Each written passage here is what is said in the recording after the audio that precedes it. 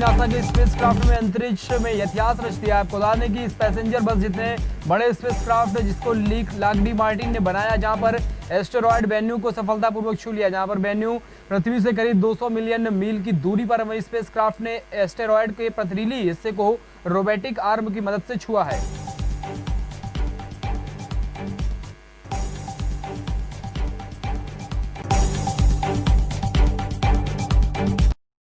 AstraZeneca और Oxford university द्वारा विकसित की जा रही कोरोना वैक्सीन के ट्रायल में शामिल एक वॉलंटियर की मौत हो गई है। ब्राजील हेल्थ अथॉरिटी अनवीसा ने इस बात की जानकारी दी है, जहां पर हालांकि वॉलंटियर की मौत के बावजूद वैक्सीन के ट्रायल पर रोके जाने पर नहीं जाएंगे, जहां पर federal university of Sao Paulo के मुताबिक मरने वाला वॉलंटियर ब्राजील का ही था।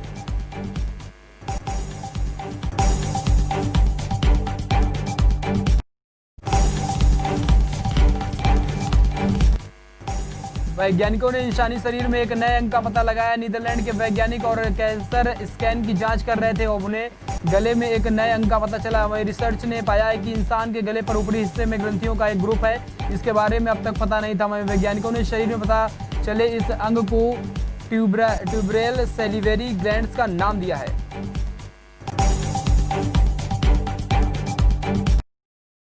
ब्रिटेन के 19वें सबसे अमीर आदमी व्यक्ति लक्ष्मी मित्तल के भाई प्रमोद मित्तल पर कथित तौर पर 2.5 बिलियन पाउंड का बकाया, जिसमें देश में सबसे अधिक दिवालिया बनने की राह पर है। और एक समय था जब उन्होंने अपनी बेटी की शादी में करीब 50 मिलियन पाउंड यानी 500 करोड़ रुपए खर्च किए थे।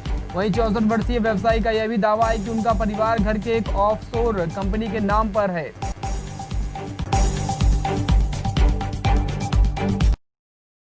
पाकिस्तान में इमरान खान का तख्त हिल रहा है, जहां पर इमरान को डर है कि कहीं सेना और मौजूदा सरकार के खिलाफ विपक्ष की बगावत उनके वर्तमान और भविष्य को जला न दे। विपक्ष ने इमरान खान के खिलाफ जो विद्रोह का बिगुल फूंका, उसमें गृह युद्ध का सायरन बनकर गूंज उठा। पाकिस्तान की सेना के खिलाफ सिंध के पुलिस ने विद्रोह कर दिया है।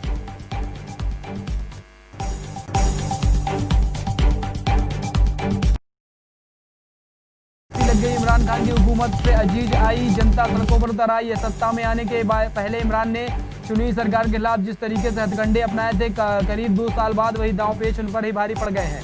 ऐसे माहौल में पाकिस्तान को कराची आज एक बार फिर से दहल उठाए। कराची में 2 दिनों में दूसरा धमाका हुआ। वहीं पाकिस्तान के सियासी में भूचाल आ गया है।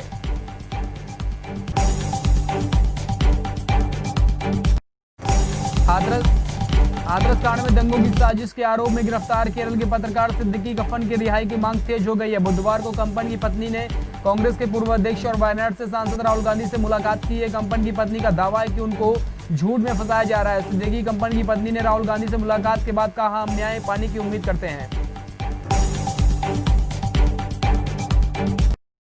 दिल्ली की एक अदालत ने नॉर्थ ईस्ट दिल्ली में हुई हिंसा के मामले में दिल्ली पुलिस को आदेश जारी किया। अदालत ने जेएनयू के पूर्व छात्र उमर खालिद पर एफआईआर की कॉपी मुहैया कराने के लिए कहा, जहां पर कोर्ट ने कहा कि यह उनका अधिकार है। इस मामले में उन्हें गिरफ्तार किया जा रहा है, उसकी जानकारी और डॉक्यूमेंट्स उन्हें दे दिए जाएं।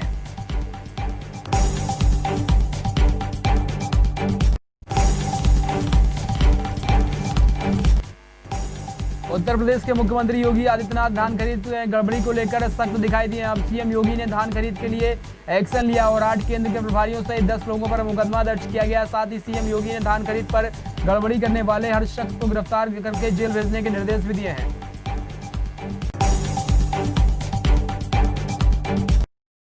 केंद्रीय अन्वेषण ब्यूरो जांच को लेकर महाराष्ट्र सरकार ने एक आदेश पर बवाल शुरू हो गया है। इससे पहले शिवसेना नेता संजय राउत ने सफाई देते हुए कहा कि सीबीआई छोटे छोटे मामलों में घुसने लगी है। सीबीआई को अपना एक वजूद है।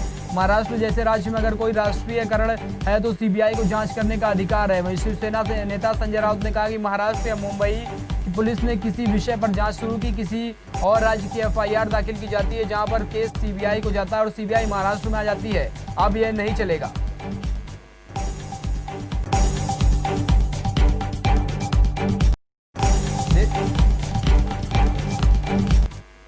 देश में कोरोना का आंकड़ा बढ़कर 77 लाख के पार चला गया है, जहां पर 24 घंटे में 55,838 मामले सामने आए हैं। जिसके बाद ऐसा वक्त है जब 702 मरीजों ने दम तोड़ा है। हालांकि देश में सक्रिय मरीजों की तादाद 7,15,812 है। वहीं 68,74,000 से भी ज्यादा मरीज स्वस्थ होकर घर जा चुके हैं।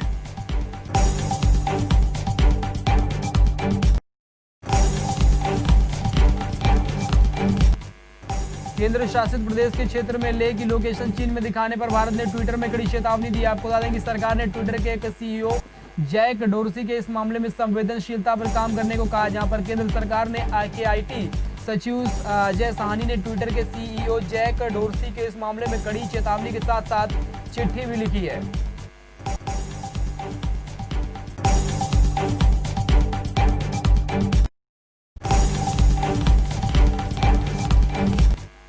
बिहार विधानसभा चुनाव के बीच आरोप प्रत्यारोप और चुनावी प्रचार की गहमागहमी के बीच लोक जनशक्ति पार्टी के अध्यक्ष चिराग पासवान ने केंद्रीय गृह मंत्री अमित शाह को अभिभावक बताया, जहां पर चिराग पासवान ने अमित शाह को उनके 56वें जन्मदिवस पर शुभकामनाएं दी और बधाई देते हुए लिखा कि उन्हें देश के लाखों युवाओं को प्रेरणा मिलती है। और चिराग ने सोशल मीडिया पर ट्वीट किया है कि देश के गृह मंत्री अभिभावक आदरणीय अमित शाह जी को जन्मदिन की ढेर सारी बधाई।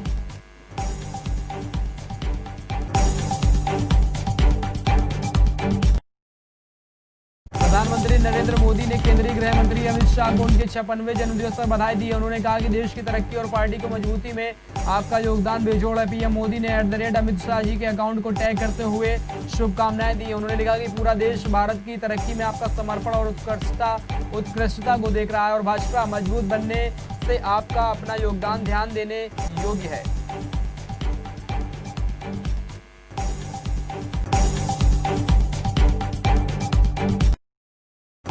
बिहार विधानसभा चुनावों से सारी राजनीतिक पार्टियां जी जान लगाकर जुटी हुई, इसी बीच कई बड़े नेता आपस में उलझ पड़े हैं। बुधवार को उत्तर प्रदेश के मुख्यमंत्री योगी आदित्यनाथ ने जमुई विधानसभा क्षेत्र में एआईएम के चीफ असदुद्दीन ओवैसी पर करारे हमले किए, जिसके बाद ओवैसी ने योगी सरकार पर हमला किया। योगी ने ओवैसी और कांग्रेस के पूर्व अध्यक्ष राहुल गांधी पर हमला करते हुए कहा कि वे पाकिस्तान की प्रशंसा करते हैं।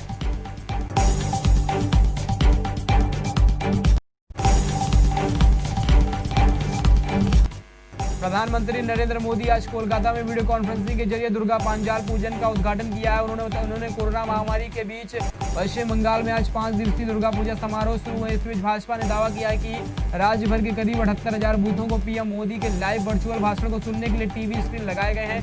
कोलकाता के सॉल्ट लेक में पीएम मोदी भारत सरकार के संस्कृत मंत्रालय द्वारा संचालित एक सांस्कृतिक केंद्र के रूप में स्थापित किए गए पंडाल का उद्घाटन किया।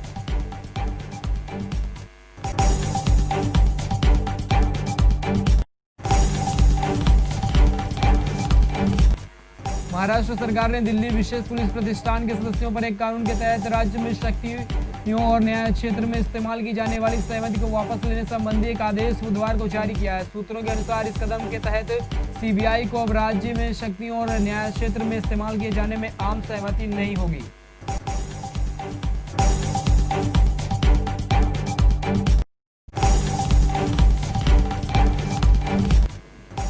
कांड के मुख्य आरोपी विकास दुबे की अकूत संपत्ति को लेकर प्रवर्तन निदेशालय जांच कर रहा है। इस संबंध में ईडी ने विकास दुबे की पत्नी ऋचा दुबे को समन जारी करके निदेशालय बुलाया।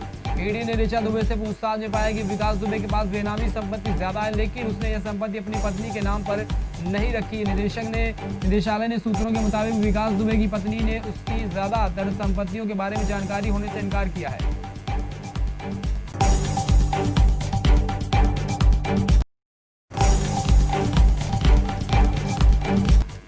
गैंगस्टर विकास दुबे एनकाउंटर का मामला सोमवार को लोकसभा में उठाया। बहुजन समाज पार्टी के सांसद रितेश पांडे ने शून्यकाल में इस मामले को उठाया है। उन्होंने कहा कि गैंगस्टर विकास दुबे जैसे अपराधों को देश में न्यायिक प्रक्रिया से गुजरते हुए सजा मिलनी चाहिए थी, ताकि देश में कानून के शासन पर लोगों का विश्वास कमजोर न हो। वहीं बसपा सांसद ने कहा कि पुलिस जज, ज्यूरी और जल्लाद का रोल अदा करना बंद करे।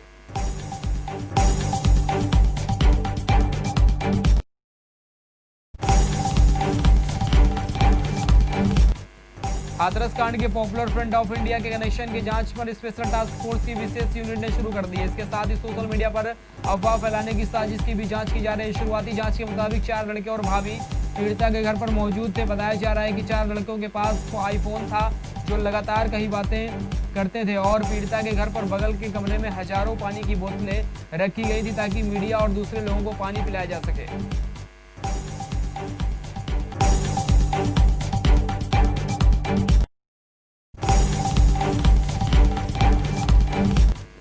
दिग्गज फार्मा कंपनी डॉक्टर रेड्डीज के दुनिया ने सबसे अपने कारखानों का काम रोक दिया है। कंपनी पर साइबर अटैक और कई सर्वर के डेटा को बाहरी लोगों तक पहुंचे जाने की आशंका पर काम रोका गया है। कंपनी का कहना है कि अगले 24 घंटे में कामकाज शुरू हो सकता है। कुछ दिनों पहले से डॉक्टर रेड्डी को भारत सरकार के ड्रग कंट्रोलर जनरल के कोविड-19 के रूसी टीके के भारत के दूसरे और तीसरे चरण के ट्रायल में इजाजत मिली है।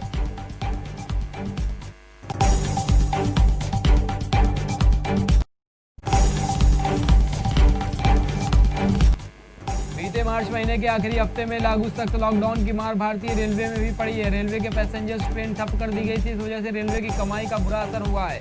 वहीं अब रेलवे सीमित यात्रा सेवाएं शुरू कर दी हैं तो कमाई होने लगी। यही वजह है कि चालू वित्त वर्ष में पहली बार भारतीय रेलवे की यात्री सेवाओं से आय न्याय से अधिक किया जा रहा है। वहीं दूसरी तिमाही में रेलवे श्रेणी से राजस्व 2325 करोड़ रुपए रहा है।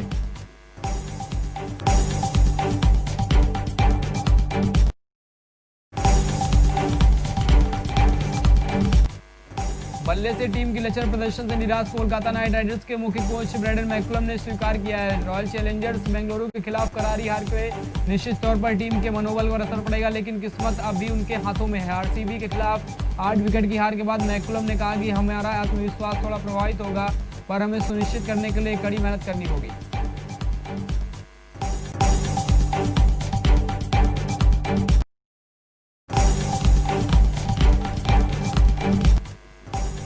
आईपीएल के 13वें सीजन में 40वें मुकाबले में गुरुवार को राजस्थान रॉयल्स और सनराइजर्स हैदराबाद की टीमें आमने सामने होंगी। दोनों टीमों में यह करो या मरो का मुकाबला। वहीं दुबई में यह मैच भारतीय समय के अनुसार 7:30 बजे से शुरू होगा। वहीं सनराइजर्स 8 टीमों में अंक तालिका में 7वें स्थान पर है, जबकि टीम के 9 मैचों में से सिर्फ 6 अंक हैं।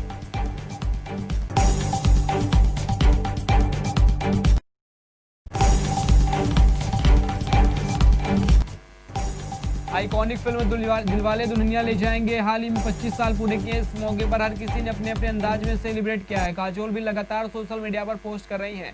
अब काजोल ने एक और पोस्ट किया और वैसे यह पोस्ट एक साबुन का विज्ञापन है, लेकिन इसे फिल्म दिलवाले दुल्हनिया से जोड़कर बनाया गया। यह काफी दिलचस्प है। आपको बता दें कि काजोल ने पोस्ट कर लिखा, जा वायरस जा, जीने दे हमें अपनी जिंदगी।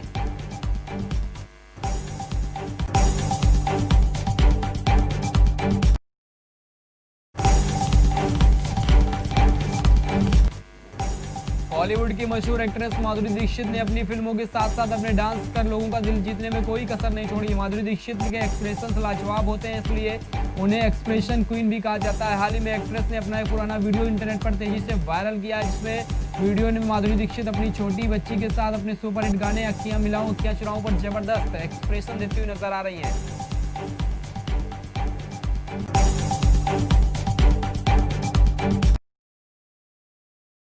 बॉलीवुड एक्ट्रेस कंगना रनौत ने भाई करण की शादी का एक वीडियो शेयर किया है, जिसमें कंगना रनौत दूल्हा दुल्हन का हाथ पकड़कर मंडप पर बैठी हुई नजर आ रही हैं। शादी का वीडियो शेयर करते हुए कंगना ने लिखा कि करण और अंजलि को आशीर्वाद दें। आज हमारे घर बेटी आई है, मगर जब मैं अंजलि के माता पिता के बारे में सोचती हूँ तो मेरा दिल भारी हो जाता है। आज उनका घर सूना हो गया है।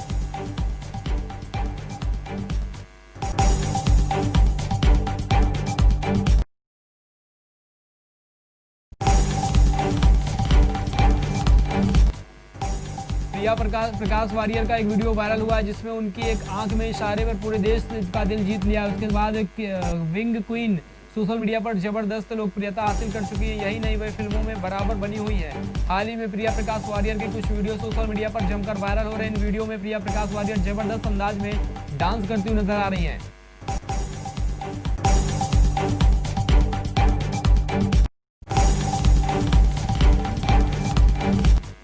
बॉलीवुड एक्ट्रेस कियारा आडवाणी ने हाल ही में खुलासा किया है कि वह नहीं चाहती है कि वह ऋतिक रोशन और आदित्य राय कपूर अभी नहाएं, क्योंकि उन्हें एक ऐसे काफी पसंद करती हैं। दरअसल यह खुलासा एक्ट्रेस ने नेहा धूपिया के चैट शो में किया, जहां पर हाल ही में कियारा आडवाणी नो फिल्टर नेहा नजर आई है।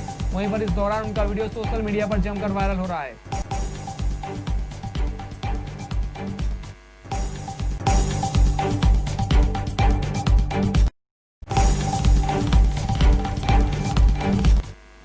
Bollywood film director S S. Rajamouli की बहुप्रतीक्षित फिल्म आर में जूनियर एनटीआर का पहला लुक कैसा होगा, यह राज से पर्दा उठ चुका है। फिल्म में जूनियर एनटीआर के फर्स्ट लुक को रिलीज कर दिया गया। यूट्यूब पर इस वीडियो क्लिप में धमाका कर दिया है। वीडियो में जूनियर एनटीआर को धांसू अंदाज में फैंस हैरान कर दिया। वहीं वीडियो में दर्शाने की कोशिश की गई कि जूनियर एनटीआर का नाम इस फिल्म में भीम होगा और अजय देवगन ने इस वीडियो क्लिप पर रिएक्शन दिए हैं।